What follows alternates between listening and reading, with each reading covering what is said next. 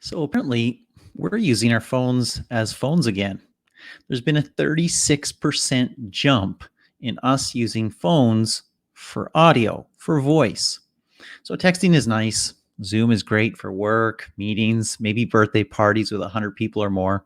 And Facebook obviously works for our wider circle of friends or maybe a different social app for whatever app you prefer. But for close friends and maybe family, if it's not live streaming video a la house party, it's probably good old fashioned voice, at least during a pandemic shutdown in which we haven't been able to see our family and friends as much as we'd like. Apparently, we can use these smart game playing, video watching, news reading, glass and plastic objects in our hands for actually talking to people. Talk to TextNow, and TextNow says that its users spent more than 450 million minutes talking on their phones in the first full month of shutdown in March. Well, once that may not have been a shocking thing to say, it's up 36% from the previous month. Totals 313,000 days or 850 years of cumulative time spent talking on the phone. Texts are up too, jumping 35% to almost a billion. This is actually kind of a massive change. Now, voice minutes have been down since 2015, the first year since the Great Depression that international carrier voice traffic declined. In 2018, voice minutes declined in India. In 2020, Australia joined the club. The US nationally has been seeing a similar trend for about a decade, all the way back to 2020.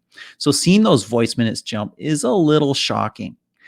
Derek Ting, the CEO of TextNow, said that people are craving personal connection while they're social distancing. That's led to a significant increase in activity on the TextNow platform. The phone call has experienced a resurgence during the quarantine, he said. And I think that's going to continue as people look to stay connected in an uncertain world. I'm not sure if that will continue as shutdown sort of goes away and we start reopening all over the place. We might just go back to our old habits and those sorts of things, but we'll see.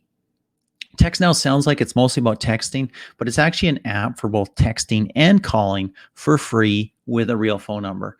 The company says it's the largest free phone service provider in the United States, but has customers globally. States with the biggest jumps kind of correlate to regions with large numbers of young people and migrant workers. When you compare the period of time from February 17 to March 17 to the same sort of month period of time between March 17 and April 17, calls were up in California, Colorado, Florida, Texas, and Washington. California, calls were up 13%, Colorado 17%, Texas was up just 11%, and Washington State was the highest, up 19%.